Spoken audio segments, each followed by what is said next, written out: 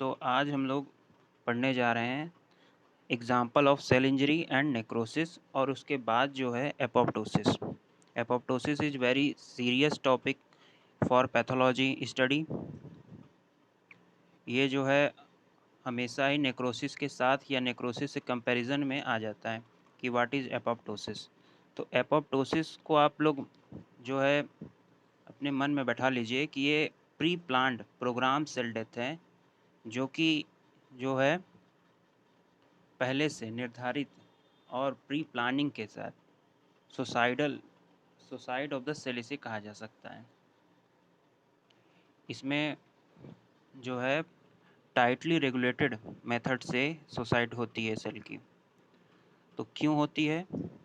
तो जो डीएनए है वो कभी कभी डैमेज कंडीशन में या फिर जो है उसका डीएनए इतने अलग तरीके से वो रेप्लिकेट कर लेता है अपने आप को कि सेल जो है कंफ्यूज हो जाता है। तो उस सेल को कैंसर बनने से रोकने के लिए एपोप्टोसिस जो है एक अच्छी प्रक्रिया है।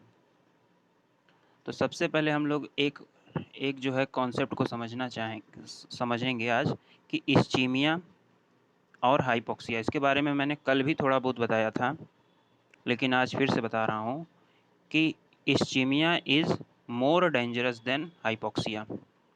इस्चीमिया जो होती है वो हाइपोक्सिया से बहुत ज़्यादा डेंजरस है। क्यों?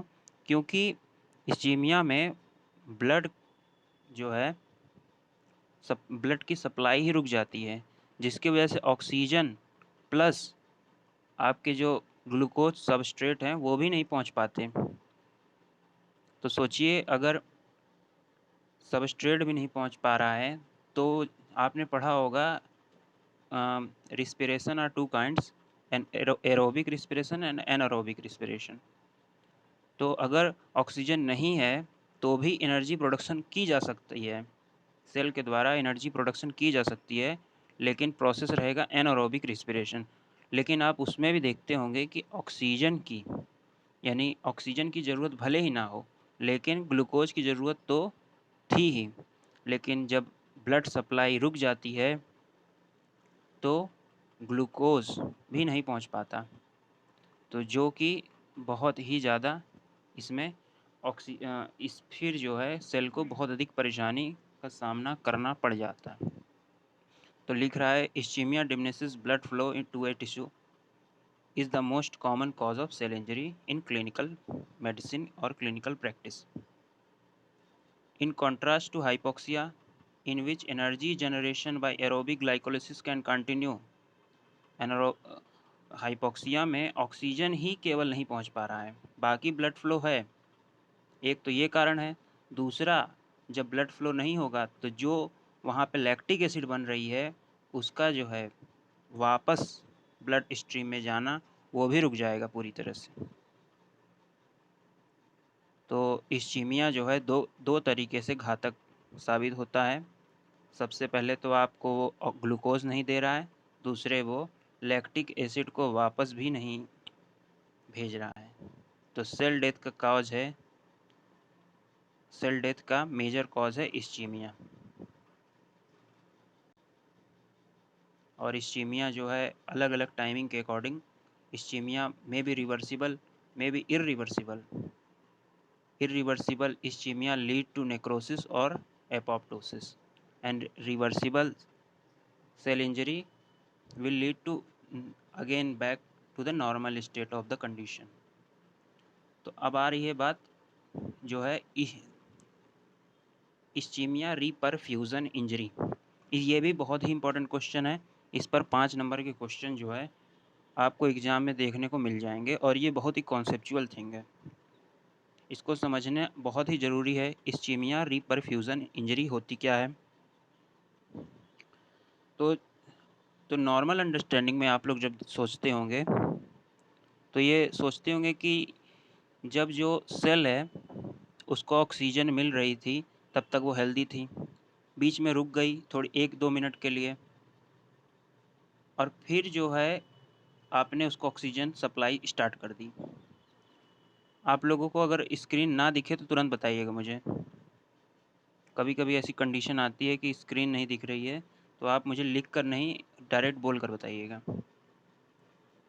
इसमें जो है आपने ऑक्सीजन और ग्लूकोज की सप्लाई को कुछ देर के लिए रोका, सेल जो है इंजरी की ओर बढ़ने लगा।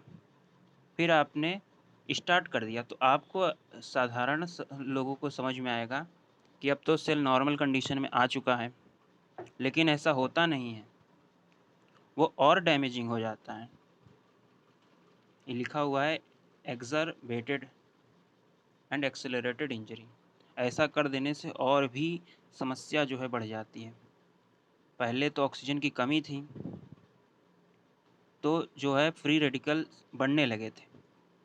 अब डायरेक्ट ऑक्सीजन आपने सप्लाई कर दिया, तो और भी प्रकार के O2 जो है एक प्रकार का फ्री रेडिकल की तरह काम करने लगता है, क्योंकि वो जो है इलेक्ट्रॉन ट्रांसपोर्ट चेन में नहीं जाता, वो डायरेक्ट O2 अपना डबल बॉन्ड लेके, वो जो इलेक्ट्रॉन होते हैं डबल पेयर इलेक्ट्रॉन, वो जाके सेल में डैमेजिंग इफेक्ट करने लगते हैं।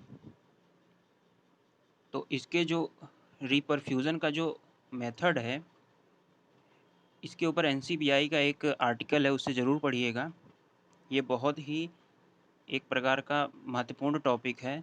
इसको एक स्लाइड में बताना जो है इम्पॉसिबल काम है, लेकिन मैंने एक और जो है आप लोगों के लिए पिक बनाया हुआ है। आप लोग को दिख रहा है? एनीवन बोलो, कोई दिख रहा है तो? हाँ बोलो। नहीं दिख रहा है? नहीं दिख रहा है, एक सेकंड।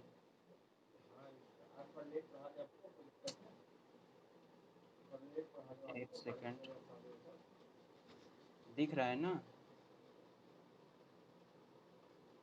हेलो, दिख रहा है? हाँ, तो जो है कि इस्चीमिया कंडीशन आ गई।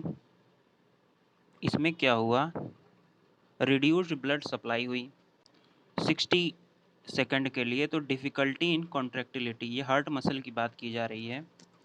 तो अगर 60 सेकंड के लिए आपकी रिड्यूस्ड ब्लड सप्लाई की गई तो डिफ़िकल्टी इन कॉन्ट्रैक्टिलिटी होगी। लेकिन 3 से 5 मिनट अगर आपने ऐसा कर दिया तो मायोकार्डियल से स्टॉप कॉन्ट्रैक्टिंग, पूरी तरह उसका जो दिल की धड़कन है वो पूरी तरह बंद हो जाएगी। ये हार्ट अटैक का ही सिनेरियो दिखाया जा रहा है। तो ये होता क्यों है? क्योंकि जो सेल की अंदर माइटोकॉन्ड्रिया है, उसके अंदर जो है TCS साइकिल और इलेक्ट्रॉन ट्रांसपोर्ट चेन सिस्टम चलता रहता है, जिसको कंटिन्यूअस सप्लाई ऑफ ऑक्सीजन चाहिए ही चाहिए। तो वो ठप पड़ जाता है पूरी तरह। और उसके बाद क्या होता है, यहाँ नीचे दिखाया जा रहा है ETC साइकिल जो है पूरी तरह ठप पड़ चुका है, और क्योंकि ऑक्सीजन की कमी आ गई थी। तो होता क्या है कि सोडियम पोटेशियम पंप भी काम करना बंद कर देते हैं। क्यों बंद कर देते हैं? क्योंकि आपके सेल में जो है ऑक्सीजन की कमी है और ATP है नहीं, और सोडियम पोटेशियम पंप जो हैं ATP की ही मदद से क्या बनाते हैं, वो सोडियम को सेल के बाहर ले जाते हैं, पोटेशियम को अंदर ले आते हैं। तो ये सिस्टम जो है काम करना बंद कर दिया, तो सेल में सोडियम की मात्रा बहुत अधिक बढ़ जाएगी। और जैसे ही सोडियम की मात्रा सेल में बढ़ी, वाटर जो है सोडियम से अट्रैक्टेड हमेशा रहता है। सोडियम जहाँ रहेगा वाटर भी वहीं आ जाएगा। तो वाटर भी आ गया और सेल जो है सेलुलर स्वेलिंग काउज कर गई। यहाँ तक कंडीशन जो है रिवर्सिबल थी। यहाँ तक की कंडीशन जो है रिवर्सिबल थी, नॉर्मल प्रोसीजर चल रहे थे, रिवर्सिबल थी। सेल मतलब उतना दुखी नहीं था, इसको ऐसा मान सकते हैं। रिवर्सिबल में दुख तो होता है, लेकिन दुख वापस भी हो सकता है। लेकिन उसके बाद कंडीशन जैसी ही हुई, इसमें आपको मिलेगा वैक्यूल फॉर्मेशन मिल सकता है, और लाइसोसोम भी स्वेल कर सकते हैं। और जो है इसके माइटोकॉन्ड्रियल स्वेल भी देखने को मिलेगा। इसके बाद जो है आ रहा है रिस्टोर ब्लड फ्लो। आपने ब्लड फ्लो को फिर से रिस्टोर कर दिया तो होगा क्या, इस्चीमिया रिपरफ्यूज़न इंजरी हो कॉज कर जाएगी। ये एक प्रकार की इंजरी है और बड़ी इंजरी, उससे भी बड़ा एक हमला हो गया। तो बॉडी में जो अरे सेल में जो है एंटीऑक्सीडेंट थे ही नहीं, बल्कि ऑक्सीडेंट थे, बढ़ते ही जा रहे थे। और इसमें आपने और भी अधिक मात्रा में जो है ऑक्सीजन डाल दिया। वो दोनों जो है नॉर्मल ऑक्सीजन की तरह काम नहीं करते, वो काम करते हैं एज ए ऑक्सीडेंट की तरह काम करने लगते हैं। हाइपर ऑक्साइड, पर ऑक्साइड इस तरह की तरह काम करने लगते हैं। और जो है सेल में क्वाटिक कंडीशन बन जाती है और सेल जो है मेम्ब्रेन टूटने लगती है। इसके बाद हम लोग जो है अभी पढ़ रहे हैं। हाँ, स्टार्ट करते हैं। आप लोग को दिख रहा है स्क्रीन ना? तो इस्चीमिया रिपरफ्यूज़न इंजरी के बारे में आप लोग को मैं एक NCBI का आर्टिकल भेज दूंगा, उसे भी एक बार आप जब पढ़ लेंगे तो आपको इसकी अंडरस्टैंडिंग हो जाएगी। ये जो है और भी ज़्यादा डेंजरस कंडीशन है, इसमें सेल की नेक्रोसिस और डेथ की कंडीशन बन जाती है। ये है मैकेनिज़्म को बता रहा है, वही जो मैंने मैकेनिज़्म बता दिया है। ऑक्सीजन की जो है मात्रा, उसमें एंटीऑक्सीडेंट की मात्रा जो है घट जाती है, ऑक्सीडेंट की मात्रा बढ़ जाती है। O2 अंदर जाता है और ऑक्सीडेंट की तरह काम करने लगता है। ये एक पहली मैकेनिज़्म है। और दूसरी मैकेनिज़्म बता रहा है कि जैसे ही आपने ब्लड सप्लाई को ऑन किया तो वहाँ पर पहले ही इन्फ्लेमेशन कॉज हो रहे थे, और आपने जैसे ही ऑन किया वहाँ पर न्यूट्रोफिल्स ल्यूकोसाइट यानी WBC की मात्रा बहुत भयानक तरीके से बढ़ गई और भी भयानक इन्फ्लेमेशन कॉज कर गया, जिसके वजह से फिर से टिश्यू और इंजरी कॉज हो गई। तो एक्टिवेशन ऑफ कॉम्प्लीमेंट सिस्टम में also contribute to ischaemia reperfusion injury. इसके बारे में मैं आपको भेजूंगा एक NCBI आर्टिकल, जिसके थ्रू आप इसको और गहराई से अध्ययन कर पाएंगे। अब आ रही है बात chemical injury and toxic injury. Some chemicals acts directly. तब अब जो बाहरी केमिकल्स हैं या टॉक्सिक सब्सटेंस हैं, वो किस तरह बॉडी पर या सेल पर प्रभाव डालते हैं, उनके बारे में विवरण आपको दिया जा रहा है। तो सबसे पहली बात कर रहा है मर्क्यूरी क्लोराइड की। मर्क्यूरी क्लोराइड पॉइजनिंग में जो मर्क्यूरी क्लोराइड कंपाउंड है का मॉलिक्यूल है, वो जाकर सल्फा हाइड्रिल ग्रुप और वेरियस सेल मेम्ब्रेन प्रोटीन पर जाकर, मतलब सेल मेम्ब्रेन में एक प्रोटीन पाया जाता है, बहुत सारे प्रोटीन में सल्फा हाइड्रिल ग्रुप होती है, उसी ग्रुप पर मर्क्यूरी क्लोराइड जाकर अटैक कर देती है और उस प्रोटीन को पूरी तरह से जो है, जो उसका कार्य है उसको समाप्त कर देती है। तो इससे जो है इंक्रीज्ड परमियाबिलिटी हो जाती है सेल की। तो जैसे ही एक्सेसिव इंक्रीज्ड परमियाबिलिटी होगी, सेल को जो है बहुत ही परेशानी हो जाएगी, क्योंकि कंट्रोल्ड सेल की परमेबिलिटी जो है सेलेक्टिव परमेबिलिटी होनी चाहिए। ये नहीं कि कोई भी अंदर जा रहा है, कोई भी बाहर जा रहा है। तो अब इसके बाद दूसरी बात कह रहा है कि मैनी एंटी न्यूप्लास्टिक केमिकल, ये जो है डायरेक्टली इंड्यूस सेल डैमेज कर रहा है। साइटोटॉक्सिक इफेक्ट, डायरेक्ट कुछ सब्सटेंस डायरेक्ट साइटोटॉक्सिक इफेक्ट करते हैं, जैसे कि कैंसर के इलाज में जो दवाएं दी जाती हैं वो डायरेक्ट सेल को डिस्ट्रॉय करती हैं, डायरेक्ट किलिंग द सेल्स। तो उसमें भी मौत होती है सेल की, और उन्हीं सेल की मौत होती है जो इस केमिकल को या तो एब्जॉर्ब कर लें या एक्सक्रीट कर लें या जो है कॉन्सेंट्रेट करने का कार्य करें। मतलब उसके में तो यही जो है मेथड है कीमोथेरेपी का, कि ऐसे सब्सटेंस को आप ड्रग बनाइए जो उस जो है नियोप्लास्टिक सेल में जाकर या तो एब्जॉर्ब हो जाए, उसको ख़त्म कर दे, या उससे एक्सक्रीट करे या कॉन्सेंट्रेट। तो यही एक मेथड है, लेकिन इससे जो है नॉर्मल सेल भी कुछ मात्रा में डैमेज होती हैं। तो आप देखते होंगे कैंसर के इलाज के बाद जो है बालों का जो है झड़ना बहुत तेज़ी से हो जाता है। तो ऐसा इसको समझा जा सकता है, क्योंकि सेल वहाँ की डैमेज हो रही हैं। एक आ रहा है P450।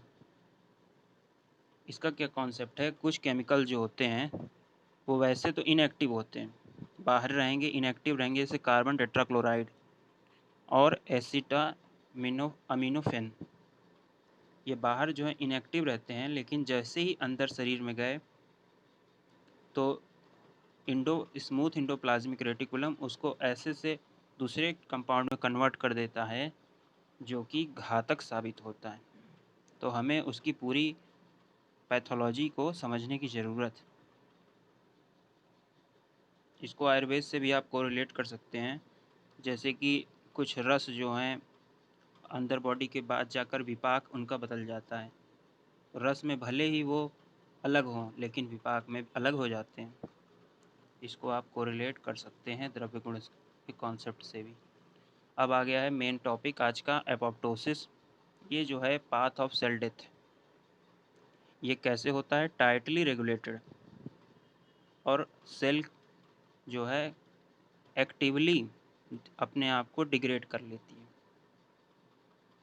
एक्टिवली जो इंजाइमेटिक प्रोसेस है, और ये जो है टाइटली रेगुलेटेड इंजाइमेटिक प्रोसेस अपने पहले न्यूक्लियर कंटेंट को ख़त्म करता है, उसके बाद साइटोप्लाज्मिक प्रोटीन को ख़त्म करके सेल अपनी अवस्था को बरकरार रखता है।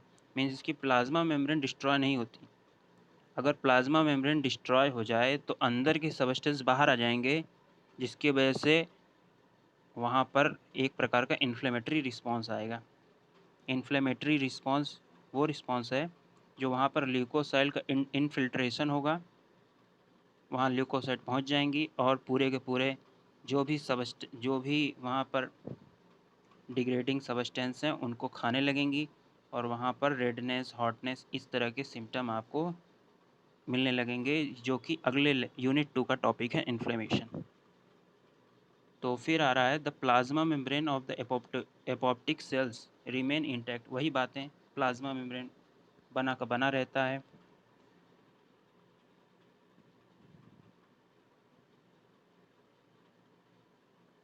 तो प्लाज्मा मेम्ब्रेन की एक खासियत इसमें बताई जा रही है कि प्लाज्मा मेम्ब्रेन इस तरह से बदल जाता है कि वो फाइगोसाइटिक सेल्स के अट्रैक्शन में रहे।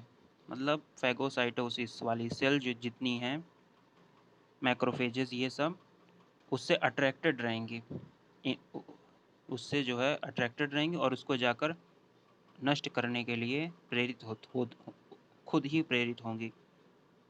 तो एपोप्टोसिस और नेक्रोसिस में बहुत ही ज़्यादा अंतर है। नेक्रोसिस जो है प्रीमेच्योर जो है सेल डेथ है, और एपोप्टोसिस जो है प्री प्रोग्राम्ड सेल डेथ है। तो जनरली केसेस में एपोप्टोसिस और नेक्रोसिस एक साथ भी हो सकती है और अलग अलग भी हो सकती है। तो इम्पॉर्टेंस ऑफ एपोप्टोसिस जो है बहुत ज़्यादा है, क्योंकि ये हार्मफुल सेल को बॉडी से हटाती है। और अगर कोई डीएनए डैमेज हुआ है या प्रोटीन का जो है अच्छे से मैन्युफैक्चरिंग नहीं हो पाई है, या डीएनए डैमेज इतना घातक हुआ है कि उस सेल को अब मतलब उसकी रिपेयरिंग असंभव है, तो उसको डैमेज कर देना ही जो है पूरी बॉडी के लिए हितकर है। क्यों? क्योंकि वो कैंसर में बदलने की उसके चांस रहते हैं। तो apoptosis is very useful in physiological and in pathological also. तो जो है फिजियोलॉजिकल एपोप्टोसिस का एग्जांपल है, एम्ब्रियोजेनेसिस में बहुत सारी सेल जो हैं डिस्ट्रक्ट होती हैं खुद से ही। जैसे हमारे हाथ के पंजे में, पूरे पंजे में सेल होती हैं, लेकिन बीच बीच में जो हम लोग के सेल गायब हो जाती हैं अंगुलियों के बीच में, वो एग्जाम्पल है destruction of cell during the embryogenesis. फिर है involution of hormone dependent tissue upon hormone deprivation. तो मेंस्ट्रुअल साइकिल के दौरान इंडोमेट्रियल सेल का ब्रेकडाउन हो जाना, ये भी एग्जाम्पल है किसका, ये भी एग्जाम्पल है फिजियोलॉजिकल एपोप्टोसिस का। तो cell loss in proliferating cell population intestinal kit, कुछ एग्जाम्पल याद कर लीजिए और बाकी को जो है बुक से देखिए। Death of cell that have serve their purpose, ये भी बहुत इंपॉर्टेंट चीज़ है। जैसे कुछ सेल जो हैं अपने काम को कर चुके हैं। एक्यूट इन्फ्लेमेटरी रिस्पॉन्स में न्यूट्रोफिल बन जाती है। अगर आपको थोड़ा बहुत रिएक्शन हुआ, किसी इन्फेक्शन का रिएक्शन हुआ, तो न्यूट्रोफिल वहाँ बनी और न्यूट्रोफिल जो है डिस्ट्रॉय हो जाती हैं खुद ही। तो ये एक प्रकार का अच्छा है बॉडी के लिए। अगर खुद से डिस्ट्रॉय नहीं होंगी तो ये आगे चलकर बहुत अधिक इन्फ्लेमेटरी रिस्पॉन्स पैदा कर देंगी और हमें परेशानी का अनुभव होगा। और ल्यूकोज और जो है lymphocyte at the end of immune cell. और भी बहुत सारे एग्जाम्पल हो सकते हैं इसके, जैसे साइटोटॉक्सिक टी लिम्फोसाइट का जो है वायरस जो है इंड्यूस्ड करता है, तो वो खुद ही ख़त्म हो जाएं तो अच्छा है। तो वायरस इंड्यूस्ड एपोप्टोसिस जो है हमें HIV वगैरह में देखने को मिलता, भी यहाँ पे आएगा। Apoptosis in pathological condition, apoptosis eliminate cell that are genetically altered और injured beyond repair without eliciting a severe host reaction. तो इसमें कई तरीके से पैथोलॉजिकल कंडीशन बनती हैं, जैसे DNA डैमेज हो गया हो, तो DNA डैमेज कई तरीके से हो सकती है। साइटोटॉक्सिक एंटी कैंसरस ड्रग ले लिए, एक्सट्रीम टेम्परेचर, हाइपोक्सिया, रेडिएशन, बहुत सारे तरीके से DNA डैमेज हुआ। और उस DNA डैमेज को अगर आपने रिपेयर नहीं कर पा रहे हैं तो सेल को जो है मैकेनिज़्म जो है इंड्यूस कर देता है एपोप्टोसिस के लिए। तो एपोप्टोसिस इन पैथोलॉजिकल कंडीशन, तो इससे जो है हमारा जो है बॉडी कम होने लगता है। मतलब अगर आपको रेडिएशन ज़्यादा मिल रहा है तो आपका वज़न भी देखेंगे घटने लगेगा। इसको आयुर्वेद में शोष रोग के नाम से जाना जाता है, विकिरण जन्य शोष रोग। तो एक्युमुलेशन ऑफ मिसफोल्डेड प्रोटीन, तो अगर आपके शरीर में या फिर सेल में मिसफोल्डेड प्रोटीन की मात्रा बहुत अधिक हो गई है तो उसको हटाने के लिए भी जो है पूरी तरह से एपोप्टिक डेथ होना ज़रूरी है। Cell injury in certain infection, viral infection in which loss of infected cell is largely due to apoptic death that may be induced by viruses। तो HIV में जो है टी लिम्फोसाइट में CD4 टी लिम्फोसाइट में जाती है वो, और उसको जो है एपोप्टोसिस करने के लिए प्रेरित कर देती है। तो हमारी बॉडी जो है अपना जो है सिम्टम जो है मतलब कि इम्यून सिस्टम हमारा वीक होने लगता है। यही है HIV एड्स की जो है पैथोलॉजी। फिर यह इंट्रासेलुलर एक्युमुलेशन, ये आज के लेक्चर का लास्ट टॉपिक है। इसमें दो तीन मतलब 4 प्रकार के इंट्रासेलुलर एक्युमुलेशन होते हैं। इंट्रासेलुलर एक्युमुलेशन मतलब हुआ सेल के अंदर कुछ सबस्टेंस का एक्युमुलेट हो जाना। तो accumulation of abnormal substance in the cell is called as intracellular accumulation. तो ये जो है इसके जो हैं कई तरीके के हो सकते हैं। कुछ हार्मलेस हो सकते हैं तो कुछ varying degree of injury cause कर सकते हैं। कुछ मतलब एकदम हार्मलेस हैं, कुछ थोड़े हार्मलेस हैं, थोड़े हार्मफुल हैं, कुछ बहुत भयानक हार्मफुल हैं। तो वराइंग डिग्री ऑफ हार्मफुलनेस आपको मिलेगी। तो आपको ये कहाँ कहाँ मिल सकता है? न्यूक्लियस में, ऑर्गेनेल्स में, साइटोप्लाज्म में, कहीं हर जगह मिल सकता है आपको।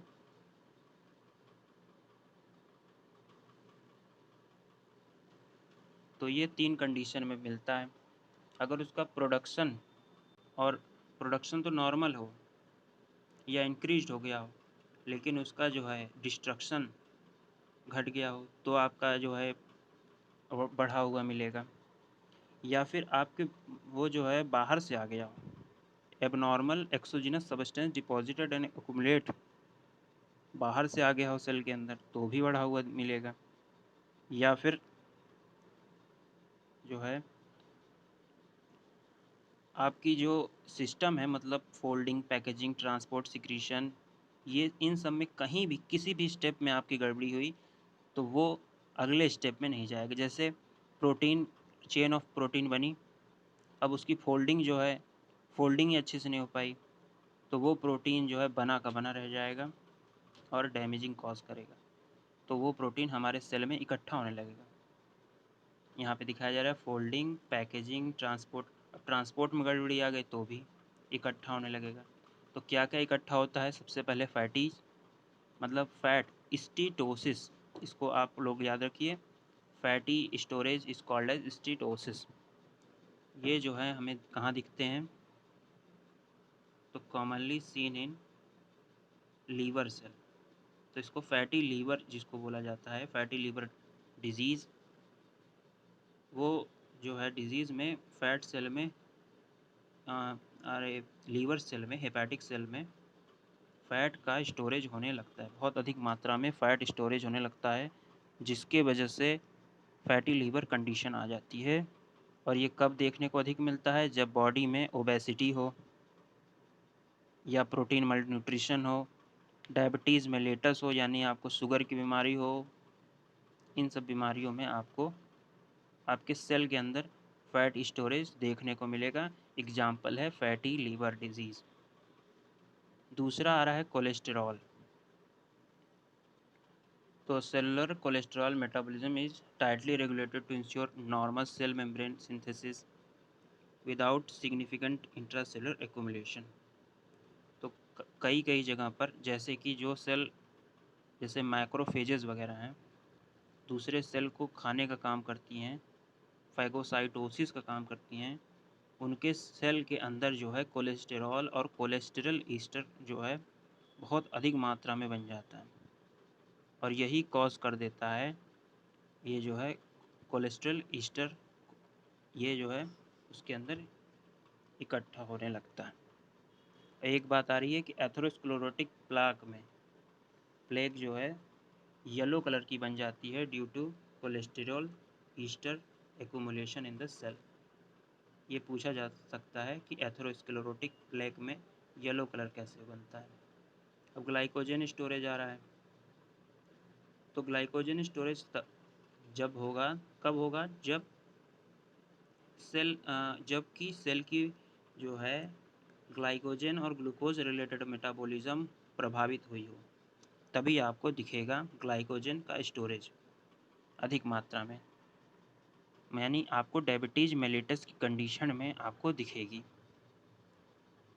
ये कंडीशन। तो excessive intracellular deposit of glycogen are associated with abnormality, ये तो बात कही गई है। और कार्डियक सेल में बीटा सेल ऑफ लैंगरेंस में, beta cells of islet of Langerhans में भी मौजूद होती है। ग्लाइकोजन का स्टोरेज है ये।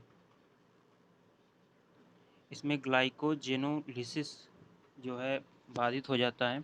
और पिगमेंट आ रहा है, ये पूछा गया क्वेश्चन है। एंथ्रोकोसिस जो है इज द एक्यूमुलेशन ऑफ, तो anthracosis is a accumulation of carbon in the cell. Ferrous, तो हेमाक्रोमेटोसिस, फेरस को हेमाक्रोमेटोसिस बोलते हैं और हीमोग्लोबिन को हेमेसिडोरोसिस। और मेलानिन, मेलानिन भी पिगमेंट है जो कि हमारे बॉडी में इकट्ठा होकर हमें जो है ब्लैकिश कलरेशन देता है। जिसके अंदर ज़्यादा मेलानिन होगा वो ज़्यादा डार्कर साइड में रहेगा। अब लास्ट टॉपिक है सेलुलर एजिंग।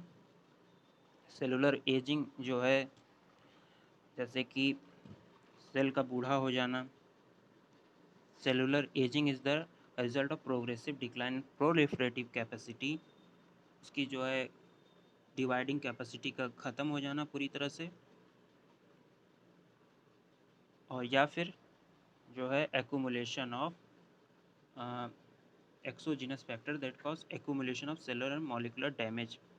बहुत सारे cellular and molecular damage create हो गए हैं जिसके वजह से सेलुलर एजिंग की कंडीशन आ गई है और इसका जो मैकेनिज़्म है वो इस तरह से बताया गया है। ये बुक में बहुत अच्छे से दिया हुआ है, आप लोग एक बार अपनी बुक को ज़रूर पढ़िएगा और या फिर सेलुलर एजिंग के ऊपर एक आर्टिकल ही पढ़ लीजिएगा, आपका कॉन्सेप्ट क्लियर हो जाएगा। ये मेनली होता है progressive decline in the proliferative capacity और continuous exposure to exogenous factor that cause accumulation of cellular molecular damage.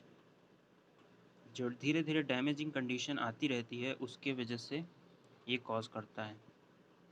तो मैकेनिज़्म क्या है, एक तो है डीएनए डैमेज, थोड़ा थोड़ा डैमेज होता रहेगा, जिससे जो है पूरे सिस्टम में, जब आपका डीएनए ही डैमेज है तो आपका पूरा सिस्टम ही धीरे धीरे ओल्डर होता जाएगा। फिर है डिक्रीज सेलुलर रेप्लिकेशन,